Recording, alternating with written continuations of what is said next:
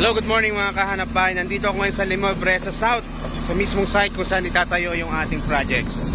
So, yung mga may unit dito, ito na yung ating update as of today, March 22, 2025.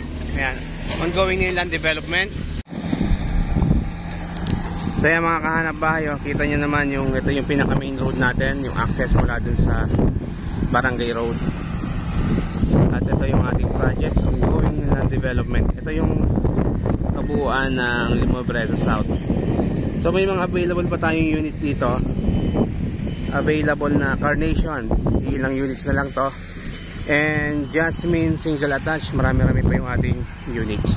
So if you are interested na kumuha ng bahay at lupa dito sa Limobre sa South, this is your chance kasi meron pa tayong mga available. Kita nyo naman, napakaganda ng ating location, overlooking yung Mount Makiling. Palibot ito, bundok, walang problema pagdating sa baha kasi mataas po itong lugar na to at napakaganda ng location. Good investment, pwede nyo tirahan, pwede nyo bakasyonan. Dito lang po ito sa Barangay San Miguel, Barangay San Vicente, Santo Tomas, Batangas. Kung may questions kayo, kontakin nyo lang sa number na cover sa screen. I'm Rick Cervantes, Optimus Marketing Group, Corinthians Realty. Schedule natin yung tripping. So, thank you so much for watching. Bye.